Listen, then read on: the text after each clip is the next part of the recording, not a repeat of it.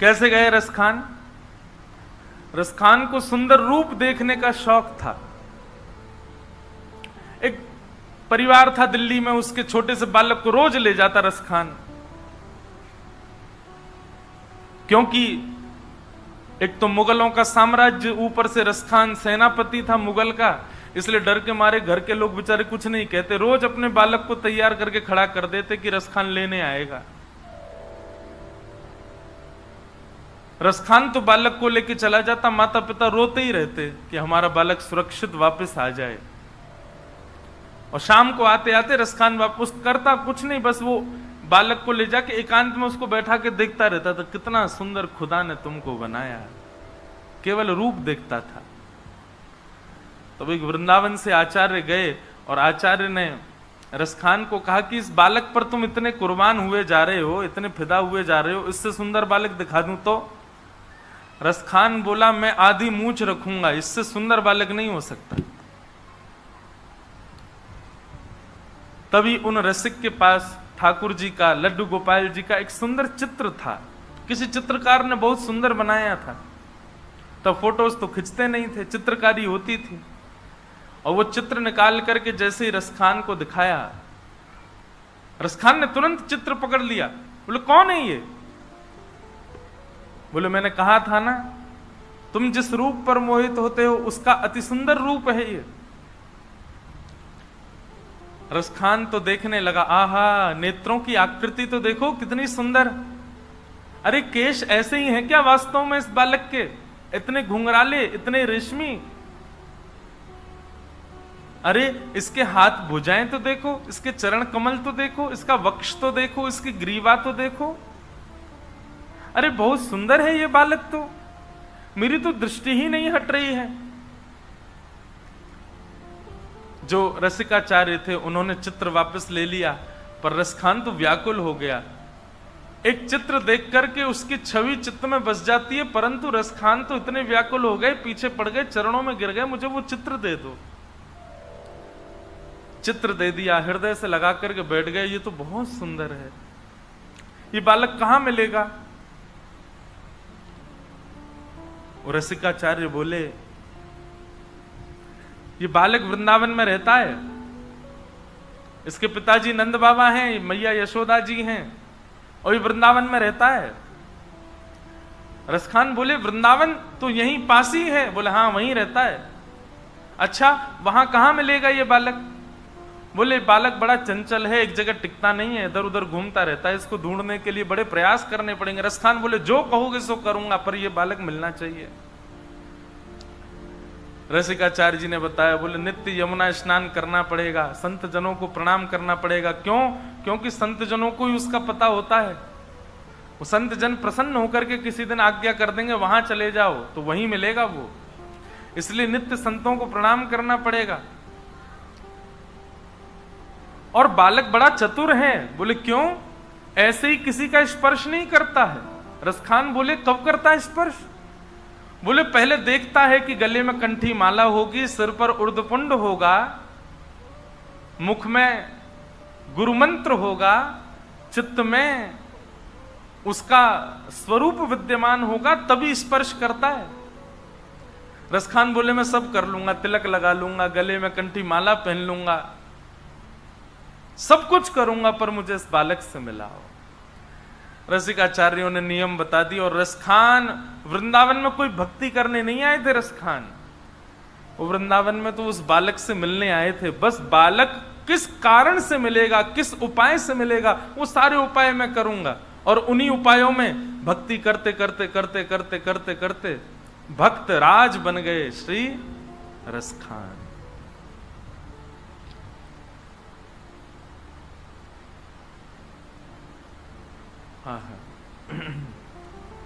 अद्भुत है ठाकुर जी की लीला।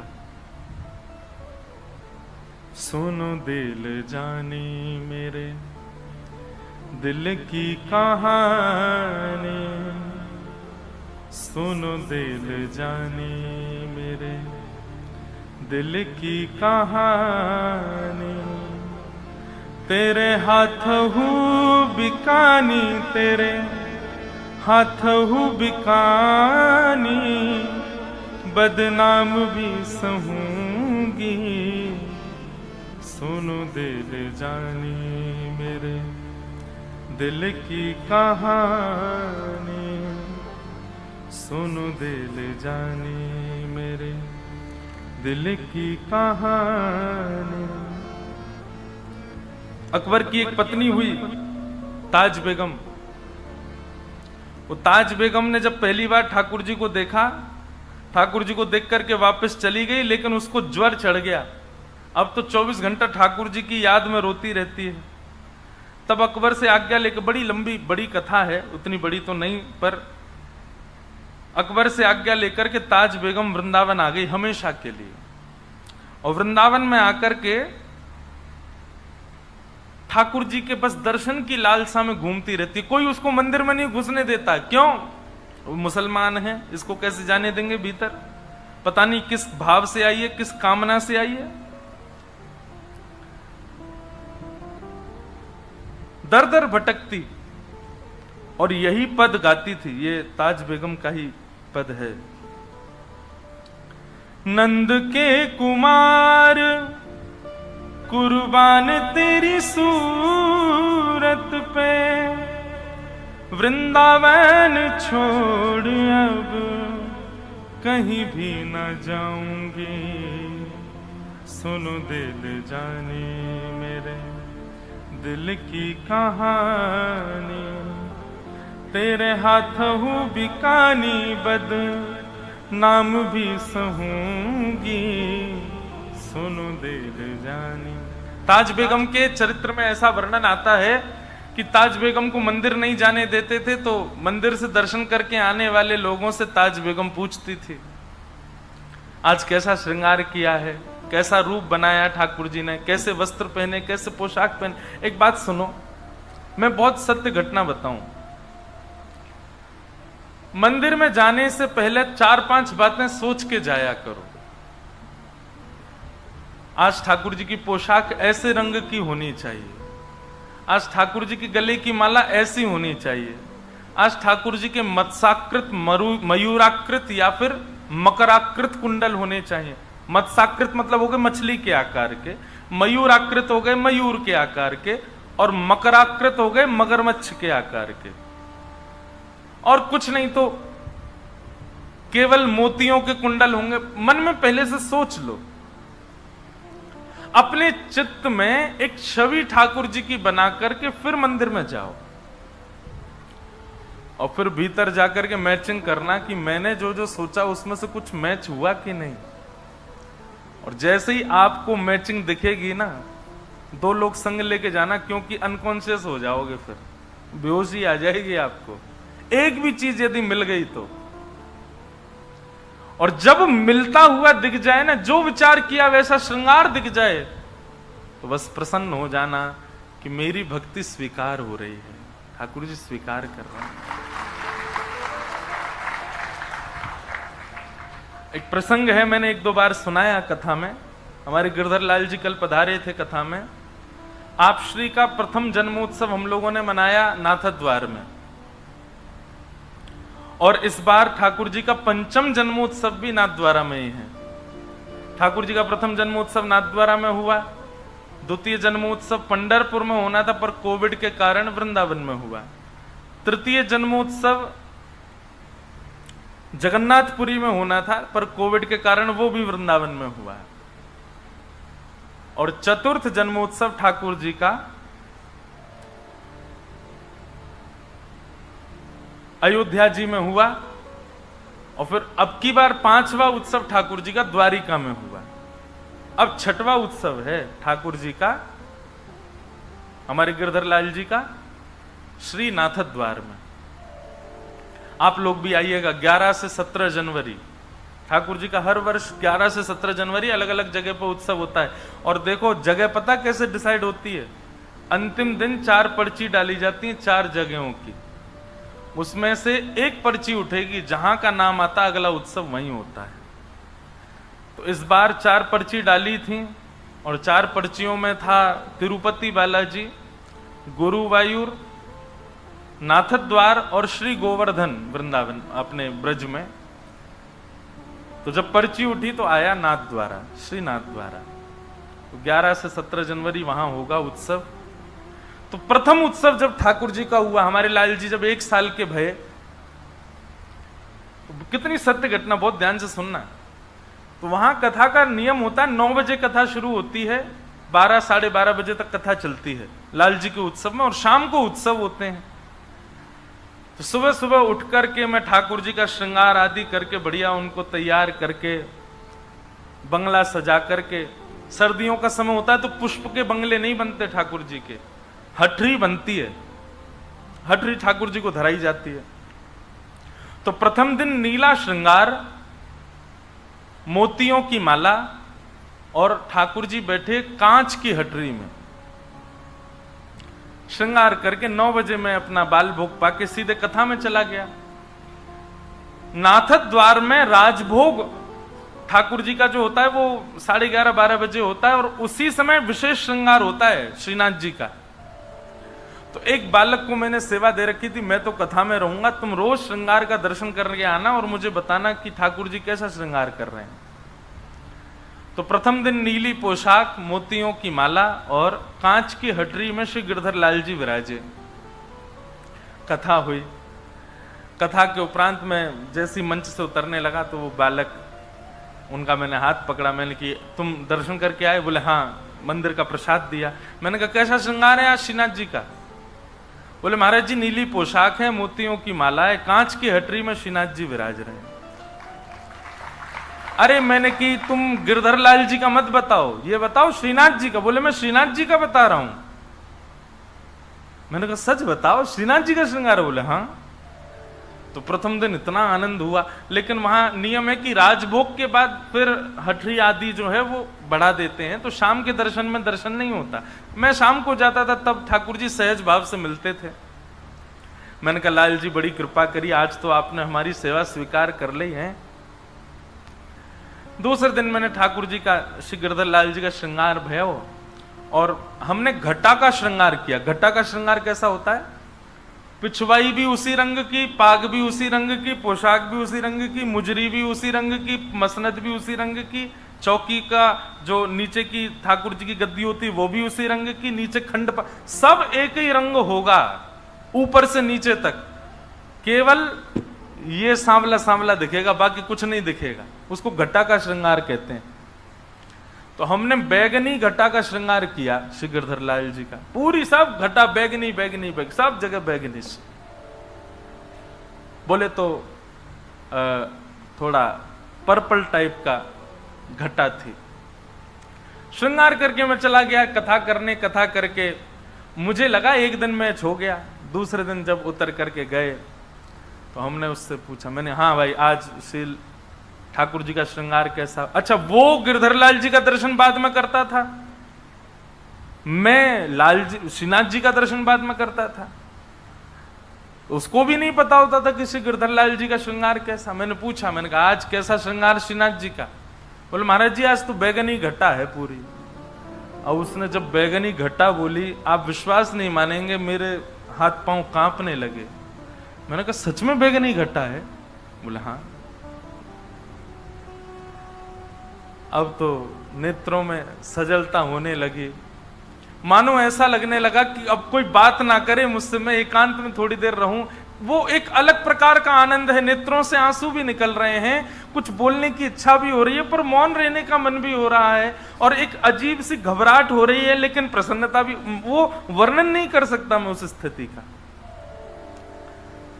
तीसरा दिन, अब मुझे लग रहा था कि ये तो रोज मिलता है कुछ ना कुछ, पर आज मैं ऐसा श्रृंगार करूंगा कि कुछ मिलेगा ही नहीं। तो हमने ठाकुर जी को मल्टी कलर ड्रेस पहनाई, बहुत सारे कलर मिक्स उसमें। तो उसमें लाल, पीले, हरे, गुलाबी, बैगनी सबकी ठाकुर जी को बढ़िया बाघा धराया, उसी का श्रृंगार किया। पीछे की घटा भी ऐसी बना दी, सारा श्रृंगार कर दिया। श्रृंगार करने के बाद श्रृंगार पूर्ण हो गया, तब मैंने कहा कुछ और बढ़ा दूं कि आज देखूं कि मैच होगा कि नहीं। तो हमने असमय में, मतलब कोई नियम नहीं था, श्री गिरधर लाल जी को सेहरा पहना दिया, दुल्हा बना दिए श्री लाल जी अपने। कथा करने गए, अब कथा में मन मेरा कम लगे कब पूरी हो, मैं उससे पूछूं आज कैसा श्रृंगार। तीसरे दिन में भागवत जी से उतरा, प्रणाम करके सीधे भागा उसको, मैंने सुन इधर आ, सही बता आज ठाकुर जी का श्रृंगार कैसा है। उसने कहा आज ठाकुर जी ने, श्रीनाथ जी ने लाल पोशाक पहनी है। तो लाल पोशाक सुनते ही मैंने कहा अब मैचिंग नहीं हो रही। बोले महाराज जी लाल पोशाक पहनी है और ठाकुर जी ने स्वर्ण के आभूषण पहने हैं। मैंने कहा आज तो मिला ही नहीं श्रृंगार। ठाकुर जी ने कानों में मयूराकृत कुंडल पहने हैं और आज ठाकुर जी ने लाल पाग और उस पर सेहरा पहना है। अब जैसे ही उसने कहीं सेहरा पहना है, मैं कम से कम 10 मिनट तो बिना संगीत के नाचा। अब वो क्या हो गया, मैंने कि बस अब जो हुआ मैं जानूं या वो जाने, मोहन से दिल क्यों लगाया है, ये मैं जानूं या वो जाने। तब से मेरा ये नियम है, मैं कहीं भी जाता हूं ना, थोड़ा कुछ तो सोच के जाता हूं पहले से।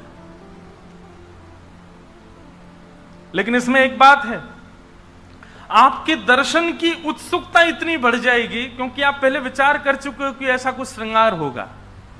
तो आप जैसा दर्शन करोगे ना, वो भूल नहीं सकते आप उस दर्शन को। दूसरी बात, अगर कहीं से भी मिल गया आपका मन का भाव तो अत्यंत प्रसन्न, बस अभिमान मत आने देना चित्त में।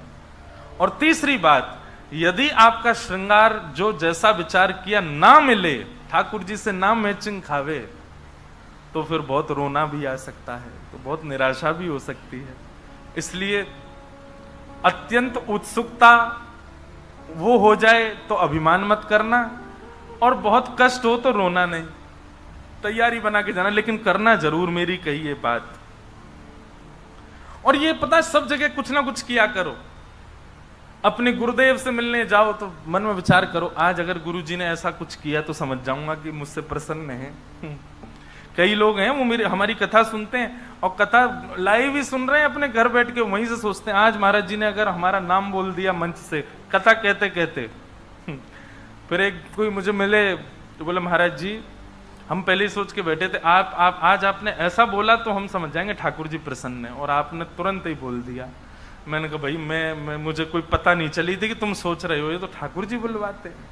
पर इस प्रकार का स्वीकारीकरण आपकी भक्ति की पुष्टता को प्रमाणित करता है। ताज बेगम वो मंदिर नहीं जा पाती है, पर नित्य आने वाले दर्शनार्थियों से पूछती है कि श्रृंगार कैसा है ठाकुर जी का, और जैसा जैसा लोग वर्णन करते हैं वैसी छवि अपने चित्त में बनाती है। ये करते करते ताज बेगम को महीनों बीत गए। वो रोज सुन सुन करके ठाकुर जी की छवि चित्त में बनाती है और वहीं दर्शन करती है। एक दिन ताज बेगम ने सोचा, हर बार तो मैं सबसे सुनती हूं, आज मैं खुद ही श्रृंगार करती हूं और फिर पूछूंगी। तो आज ताज बेगम ने अपने हृदय के ठाकुर जी का खुद ही श्रृंगार किया। ऐसी पोशाक है, ऐसी माला है, ऐसी पाग है, ऐसे कानों के कुंडल हैं। अब वो जब गई, ये प्रेरणा मैंने ताज बेगम से ली, तो वो गई और जाकर के मंदिर के बाहर खड़ी हो गई, अंदर तो जाती नहीं है। तो जैसी निकल कर क्या उनसे पूछती है, आज ठाकुर जी का श्रृंगार कैसा? बोले आज तो ठाकुर जी ने लाल पोशाक पहनी है, स्वर्ण के आभूषण पहने हैं, ऐसी पाग पहनी है, यहाँ पर थोड़ी पर हीरा लटका है, नथ बेसर पहनी है। अब ताज बेगम रोवे सो रोवे, क्यों? क्योंकि उसने अपने हृदय में भी ऐसे ही ठाकुर जी का श्रृंगार किया। स्थिति ये हो गई ताज बेगम की, अब ताज बेगम जो सोचती है ठाकुर जी वैसा ही श्रृंगार करते हैं भीतर, उसको भीतर जाने की आवश्यकता नहीं है। ताज बेगम को प्रवेश करने की आवश्यकता नहीं मंदिर में, वो जानती है कि आज ठाकुर जी का ऐसा श्रृंगार होगा। अब तो यह स्थिति हो गई कि ताज बेगम यदि सोच ले कि ऐसा नहीं ऐसे होंगे ठाकुर जी, तो वैसे ही बनेंगे आज ठाकुर जी भीतर। पुजारी जी और कुछ कर ही नहीं सकते, उससे बाहर जा ही नहीं सकते। यही स्थिति सूरदास जी की। सूरदास जी महाराज रोज वर्णन कर देते हैं ठाकुर जी के श्रृंगार का। एक दिन गोसाई जी ने कहा कि ये तुक्का मार देते हैं, इनको दिखता तो है नहीं, आंख तो है नहीं इनकी, इनको कैसे पता ठाकुर जी कैसे बने? तो ठाकुर जी को एक कौपीन पहना दी, गले में मोतियों की माला पहना दी, और कुछ पहना ही नहीं। आज ठाकुर जी निर्वस्त्र खड़े कर दिए। सूरदास जी से बोले अब बताओ ठाकुर जी कैसे लग रहे हैं? बोले पीतांबरी बोल देना ये तो सामान्य बात है, ठाकुर जी पीतांबरी पहनते ही हैं। सिर पर पाग बोल देना, कभी मुकुट बोल देना, ये तो सामान्य बात है, क्योंकि पाग और मुकुट के अलावा कुछ पहनते नहीं है। आज बताए सूरदास क्या पहना है ठाकुर जी ने, क्योंकि सूरदास ठाकुर जी तो आज निर्वस्त्र खड़े हैं, नेत्र है नहीं सूरदास जी के। जैसे ही कपाट खुले श्रीनाथ जी के, सूरदास जी पहले तो मुंह पे हाथ धर के खूब हंसे। गोसाई जी बोले क्या हो गया, आज कैसे लग रहे हैं ठाकुर जी? आज तो बहुत प्यारे लग रहे हैं। बताओ तो सूरदास कैसे लग रहे हैं? नेत्र नहीं है सूरदास जी के। सूरदास जी कहते हैं, मोतन माल गले उर साजे, छवि के उठत तरंगा, आज हरि देखे नंगम नंगा, आज हरि देखे नंगम नंगा। सबके नेत्र सजल हो गए जब सूरदास जी ने वर्णन किया। नेत्रों की आवश्यकता नहीं है ठाकुर जी को देखने के लिए भैया, प्रेम की आवश्यकता है, अंतर हृदय में भाव की आवश्यकता है। कानों की आवश्यकता नहीं है ठाकुर जी की कथा सुनने के लिए, भाव की आवश्यकता है। जीव की आवश्यकता नहीं है ठाकुर जी की कथा गाने के लिए, भाव की आवश्यकता है।